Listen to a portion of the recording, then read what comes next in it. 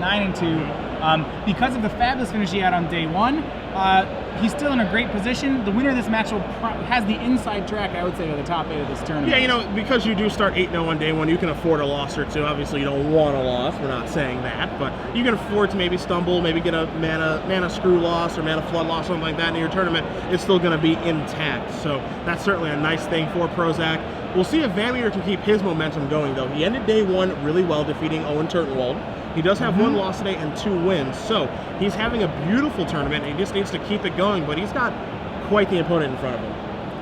Exactly. So remember, when we have them at 9-2, the goal is to enter the last round with no more than 4 losses. Yep. That's probably the target each player is looking at. So that's, you know, in the next, both these players want to do no worse than 2-2 in the next 4 rounds. Absolutely. As we see both players starting off with a Ravnica Dual Land, a Kessig Wolf Run, probably going to signify a Farseek here for Prosak, and it does. So we'll probably go search out a Stomping Ground or a Blood Crypt, get that red mana online. There's your Stomping Ground. We're going to kick it back to VanMeter. Well, remember, so we kind of looked at this last round, and one of the ways we're looking at the matchup is that Adam, you know, there's kind of 2 phases to the game. The Junk Aristocrats deck, so Chris is going to try to make relevant threats, and for the early threats, Adam needs to play removal spells for them. Obviously, he can't have a removal spell for every threat, or at least not pre-board. So eventually what he has to start doing is blanking the threats by playing larger cards of his own. Farseek helps accelerate him to the second half of that game. Yes. You see Prosak, the way that he's drawing his card each turn, making sure that he's got a good habit in place in case he does draw a Bonfire of the Damned that needs to be miracled. You're going to see an Olivia Valderin putting VanMeter to the test immediately, demanding that he answer this threat or he cannot win. That's what Olivia is going to do here in this situation. So we'll see if VanMeter does have one of his 4 Tragic Slips at the ready. Right, this is a test for Tragic Slip because normally you can't make this play because a Garruk Relentless is also a potential removal spell for a tap out, but because Adam played that Farseek, really the only answer VanMeter would have would be a Tragic Slip right now. And I think, especially if I were Adam, and if Adam has a second Olivia, this is certainly a challenge he wants to make. Even if he has 1, it's a reasonable play. You see a Tragic Slip there in VanMeter's hand, so he does have 1 at the ready. The problem here, Matthias, is that he might not have a 2-drop to be able to play to sacrifice the Cartel Aristocrat and then Tragic Slip. So it is a Varls that he's going to cast. Yeah, his other option was to, he could have attempted to swing with Cartel Aristocrat to see if he could bait out a block. Unlikely it would work, but now because of that, Olivia Valdarin's going to get a chance to grow a bit here. So potentially what he did here by not attacking with that Cartel Aristocrat is maybe missed out on 2 points of damage. I think he might have. Yeah. So we'll see if those 2 points do come back to haunt him here over the course of this first game between VanMeter and Prosak. As Prosak has drawn his card, you see a Blood Crypt at the ready. He's going to take 2. He's going to play Garruk Primal Hunter. So yeah, Prosak has really just not cared about, I said there's the removal spell half of the game. Prosak is skipping that one entirely. He's just decided he's going to outclass VanMeter's cards. He's going to be very, very proactive with his approach, but no attacks yet. Going to play a little bit of defense there with Olivia Valderin, maybe protect his Planeswalker a little bit, understanding the importance of Garruk Primal Hunter both in this game and in the matchup. Well, Chris has to answer the Olivia, right? Yeah. If he doesn't, Adam, Olivia will just completely take over a game by herself. When Adam is trying to go toe-to-toe with threats with VanMeter's deck, he's got to be careful because even though his cards, individually, are all better than the cards that VanMeter's playing, VanMeter's cards work as a team much better than Prosak's. So we'll see if VanMeter can build his board, get his synergies online. He already does have Sacrifice Outlets, triggering that Morbid. I think he may have a Garruk Relentless in his hand. Of course, because of the new Legend rule, he can actually play that. The Garruk Primal Hunter. It does remove the Olivia, which he may want to do. He also has the option to remove the Olivia. He has a Lingering Souls, so he might see, Lingering Souls, sack Tragic Slip. And the big thing here, too, is that we saw this a little bit earlier in the last match that you and I covered with the Garruks back and forth between Brad Nelson and his opponent. We'll see if VanMeter understands that interaction because of the new Planeswalker Legendary rule. See, Varros is going to sacrifice a Cartel Aristocrat. Tragic Slips. So both of them scavenge and on, he's going to take care of Prosak's entire board. That's a huge turn by VanMeter. You see, he sacrifices the Aristocrat, triggers the Morbid, double Tragic Slip, and then he is going to get Bonfire of the Damned off the top. For a convenient X equals 4. Not so bad, but oddly enough, it looks like VanMeter is going to be able to recover pretty well from this because of that Garruk Relentless. Right, no, he's actually still is just fine here. He would have been more than fine if that hadn't happened. Absolutely. But yeah, he has a Gavany Township in play. He He has Lingering Soul. He has the Lingering Souls Township combo and a Garukan Voice to follow up. He still has plenty of weapons at his disposal. So here comes VanMeter. He's going to start off with a Lingering Soul. So 2 Spirit Tokens and now a Voice of Resurgence are going to join the party. So that'll be his turn. And again, as you mentioned, that Gavany Township is looming for VanMeter. Right, I like, and VanMeter, Prosak stopped to check for another bonfire. I like that more than the making 4 Lingering Souls. There is a potential that Prosak just naturally has a bonfire in his hand, which he does. Which he does. And VanMeter's correctly playing around that. So you see Prosak is going to cast Bonfire of the Damned 4/2. Going to leave VanMeter with a 1/1 Elemental token. Prosak going to cast a Farseek as well. He is spellless. He is handless right now. So he's playing off the top of his deck, which is a scary proposition, but Jun's cards are so powerful that he can be okay in that situation. Right. It's really curious who you want to be in this situation. You want to give the initial, on first glance, you'd want to be the guy who has a Township, an Elemental, a Lingering Souls in graveyard, a Garuk in hand, as opposed to the guy who just has a bunch of lands. Correct. But you're right, Jun's cards are so good that it's, all it takes is one Olivia off the top, and suddenly I'd probably rather be the other guy. Yep. You see VanMeter does have that Garruk Relentless still in his hand. He's going to start his turn by casting a Skirkstag High Priest. Going to flashback that Lingering Souls, and we've already seen it happen once this game, but a Bonfire of the Damned off the top can turn this game around in a hurry. Right, yeah, so I think Bonfire and Olivia are really the cards that Prosak's hoping to get at. Prosak going to start his turn by attacking with a Mutavault. And again, that is a 2 of in Adam's deck. So he's able to play 4 colorless lands here, Matthias. 2 Mutavaults and 2 Kessig Wolfruns. Right, so it's interesting. There's a lot of colorless lands Jun can play. There's Mutavault, there's Kessig Wolfrun, there's Cavern of Souls. Most Jun players I have talked to have said that their preference is pretty much in that order: Wolfrun, then Mutavault, then Cavern. So Prosak is going to cast another Farseek after activating his Kessig Wolfrun. So he gets some damage across here, but you take a look at VanMeter's board. He's got a 4/4 Elemental, 2 Spirit Tokens, a Skirkstag High Priest, and now a Gavany Township activation. Also draws a Cartel Aristocrat here. Well, now he has a choice. He can start pumping out 5/5s, or he can just Township his team. I think we're going to see the Township play, but no matter which one he chooses, he's got Prosak on a pretty short clock. He's actually won the resource fight. Yeah, right now, if there was a Township activation, he could attack for 4, 5, 6, 7, 8, 9, 10, 11 damage right now. Right, so not lethal, but very close. Which means for Adam, he's going to get another draw step. He has another shot at Olivia Hildarin. He has another shot at Bonfire of the Damned, and you have to believe if you're VanMeter, you want to sequence things correctly so that if a Miracle Bonfire of the Damned does come off the top, you don't get ruined by it. I'm not sure the Olivia is enough anymore. I don't think it is either. I think it's really Bonfire or bust, and Adam has used 2 of his Bonfires already. Remember, he does play the full set.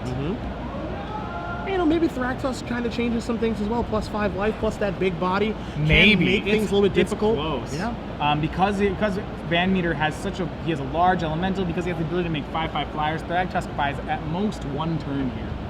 So we see VanMeter is going to go with the attack with all of his creatures, activate the Township, get across for 11, put Prosak down to 3, and cross them fingers. Yeah, I don't actually believe Thragtusk doesn't even buy him the single turn. Here, it's Bonfire that he needs. And he's got a smile there. Well, he's not. I mean, he's still playing. There's no concession here yet, so I wonder what he drew. And we'll see. It is the Thragtusk. It is a Thragtusk. So it is a Thragtusk, and he can block with a Mutavault. So he actually does have 2 blockers. Okay, so he does have the blocker. So it looks like he's alive for at least 1 turn. VanMeter draws his card. You see Cartel Aristocrat. You see that Gavany Township in play. He draws a Woodland Cemetery. Still has that Garruk Relentless in his hand. Can play both spells this turn in Garruk and Cartel Aristocrat if he'd like to. Yeah, so he has a choice between that and just Townshipping. We may see, if he swings everything except the Skirkstag High Priest, he can drop his board and then make a demon. There's a lot of ways to play it. He just has to. I think, no matter how he plays it, he has Prosak dead next turn. He really just needs to decide which line best plays around the possible out of Bonfire. Just tread carefully. Right. And you see VanMeter's going to take his time in this turn, running the iterations through his head. What cards can beat me in this situation? How do I close this game out so Prosak only gets 1 more draw step? That's what he's trying to figure out right now. And he's going to start by sending everyone into the red zone yet again. Here comes your Mutavault activation, Matthias. Yeah, it looks like he's decided just to swing in Township is the correct line. He needs to make sure that Thragtusk swinging back is not lethal with Kessig Wolfrun. It's 3, and with the mana, it looks like Prosak can pump it 5, which is still not enough. Even off a land at 6, only will deal 9. Yep. So there is your Township activation, as you did predict. Elevator moving up on each one of VanMeter's creatures. You'll see some trades in combat. You'll see Thragtusk provide a beast token momentarily. The turtle will play the role of the 3/3.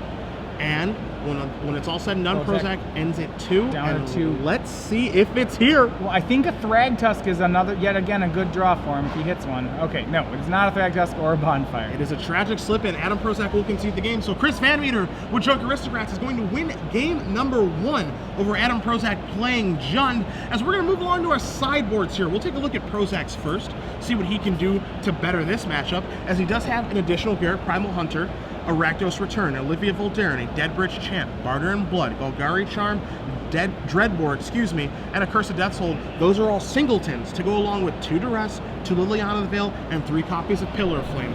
Matthias, what do you like here for Prosak? Well, we talked about this matchup last round when we saw Owen Turtenwald trying to do the same thing to Brad Nelson against Junk Aristocrats. I think it's a removal matchup. You know, as Jund does in a lot of its creature matchups, it tries to play removal spells. We saw how good Bonfire of the Damned was in this game. Yep.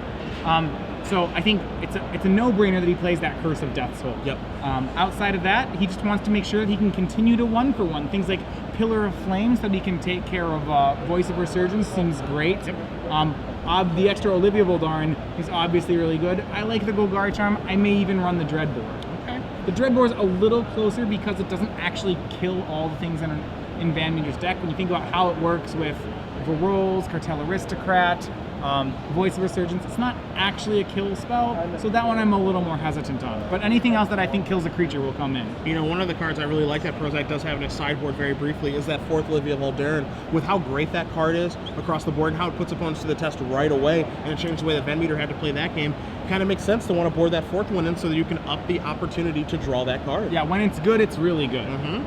We take a look at VanMeter's sideboard here. He's got 1 War Priest of Thune, 2 Scavenging Ooze, 2 Duress, 2 Appetite for Brains, a Sin Collector, 3 Abrupt Decays, 2 Slayer of the Wicked, and an Obsidian Ghost Council. What do we like in this board? Well, he has less tools at his disposal in this matchup. Obsidian is pretty good at getting around kill spells. That's why the card sees play. So I have to imagine you're going to board that one in here. It's a very good start. Right, it's a start. So what else do you want? As we saw, VanMeter's cards are not as powerful, but they are more redundant and they work better together. He was able to beat Prosak that game because Prosak's deck had, basically that game he had some kill spells and bonfires, and he had really 2 threats. He had a Garruk and an Olivia, and once VanMeter took care of both of those, Prosak was in top deck mode, and VanMeter was able to win before Prosak's top decks won in the game. So I think ways to get rid of those threats, he wants to like just pick apart those 1 or 2 game winners that Prosak has. So I would use something like Appetite for Brains to try to do that. Maybe even Duress, though I'm a little less, because like I think both are fine. Appetite hits all of Prosak's game winners. Duress hits some of Prosak's game winners, but it's very unlikely to be dead. Okay. You know, how many discard spells do you want to sideboard in? Because, you know, early in the game they're great. We get to the mid to late game when we get in a top deck mode like we saw in that previous game, not so good. Myself, I would probably only board in the Appetites. Okay. I could see him doing up to even the Duress. I agree with you that Duress does have some utility in this matchup. Of course, Bonfire of the Damned being one of the better cards, and Prosak can't hardcast. How nice would it be to Duress a Curse of Death? Yeah. You know, that's very relevant. Right. Even a Farseek. Certainly possible. I mean, and I think that's why you play it, is because you play it so you can get the Curse of Death's Hold, but you're allowed to play it because you may, like, if the curse isn't there, at least you get a Farseek. Yeah. You guys are just joining us, Cedric Phillips, Matthias Hunt here in the booth. We have Adrian Sullivan on break right now, but he'll be back next round for you guys. Star City Games Open Series featuring the Invitational. If you do want to join us on Twitter, feel free. We'll be checking them all day long at SCG Live, hashtag SCGINVI. Join the conversation. Enjoy the coverage all day long as we've got 4 rounds to go after this of Legacy. And don't forget about that Standard Open, which has almost 1,000 players, a record breaker. As we saw, the previous record was, I think, in the 600s. Yeah, right around 700 was what we had in Indianapolis. As Prosak is going to take a look here, go to a sideboard, make sure everything's in working order. But, you know, we've broken the record, and we even saw Shaheen Saroni open up a Jace the Mind Sculptor. Really? A card I'm sure he has enough copies of, but another one certainly couldn't hurt. Shaheen was playing in the Standard Open, but he was 5-3 going into today. Yeah, it looks like he lost the first round, decided to drop and just move over to the Standard Open. That's pretty fair. Yeah, and he would have had to run the table into the top 8s. Yeah, run the table and have the breakers break his way and as well. And he wouldn't have gotten a Jace. True. So with Mythic Madness being given away, Shaheen opens up what is probably his 700th Jace the Mind Sculptor. Yeah, so like, Jace, boy, you guys know, Sheen, do you have a deck that could use this one, you think? Maybe? You know, maybe he might find a home for that.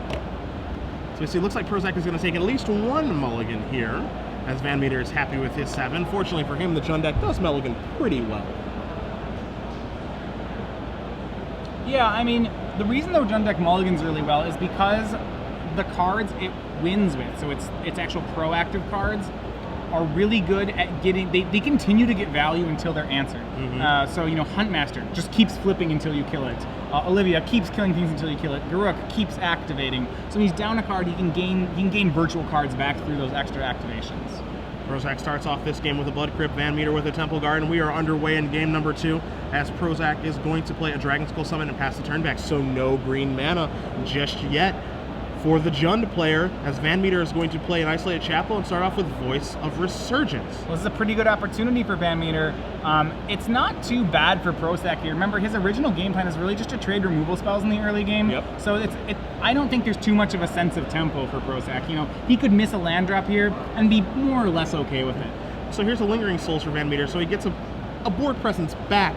But I agree with you where, you know, the thing about the Junk Aristocrat deck is that it doesn't put a ton of pressure on it. It just takes some time to get everything assembled, but once it does get assembled, it's pretty difficult to actually break up. Right, and we saw there that Prosak missed his 4th land drop. Yep. So normally it'd be a kind of thing, especially in a deck where you're playing so many 4s and 5s that, you know, that you'd think that'd be really disastrous for him. But it's actually okay because in this matchup, what that means is that Prosak drew another removal spell. So once he hits his lands, he'll probably be able to play whatever card he just drew, and since he's just trying to 1-for-1 anyway, he can get good economy out of it. So there is a pretty decent top deck for Adam. Bonfire of the Damned is going to be for 2, not for 3. Is he going to redirect over to Garruk Relentless and turn it into Garruk Veil Curse?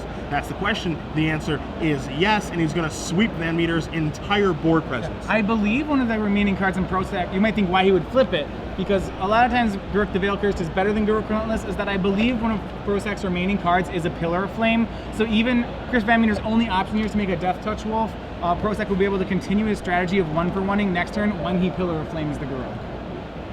So now we get a 1/1 Death Touch Wolf. There's a white die for clarification for you guys at home. See how big that Garruk the Veil Curse is, sitting at 2 loyalty. Gonna flashback Lingering Souls here for VanMeter as well. Looks like, does he have another follow-up here? He's gonna pass the turn. Yeah, back VanMeter keeps making really good plays where he just can reload the board quickly. Unlike last game, he doesn't have the Gavany Township, so he doesn't have that Great Clock.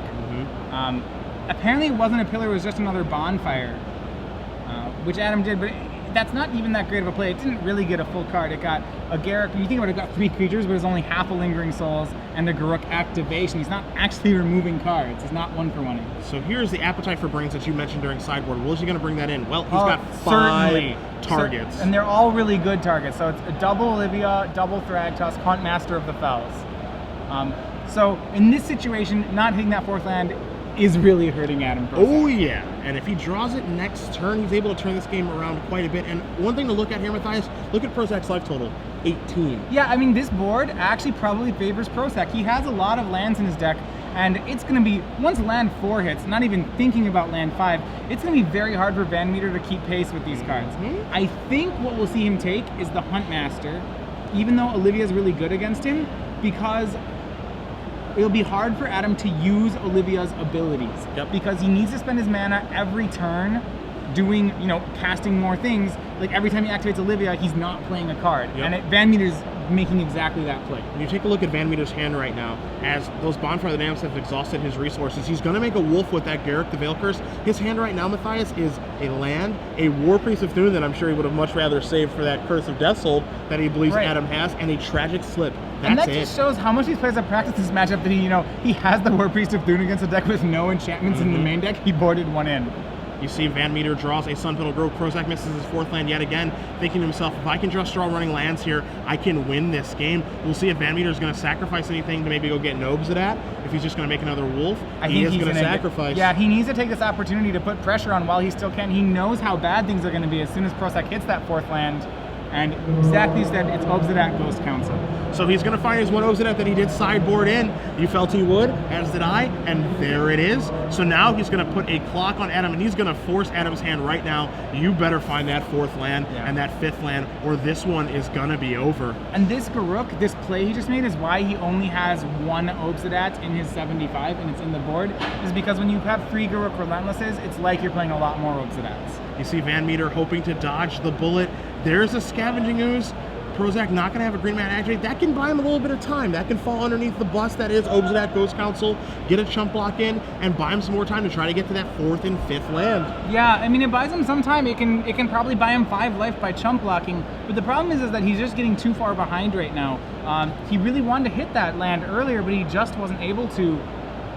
Right now, we know that Chris VanMeter has a Tragic Slip, so actually that 4th land for Prosak only enables an Olivia Voldaren, which VanMeter, because he'll make a wolf here, will be able to sack the wolf, find a creature, Tragic Slip the Olivia, and continue the assault. It's going to take, 2 lands from Prosak to make progress on the board, and he might not have life points at that time.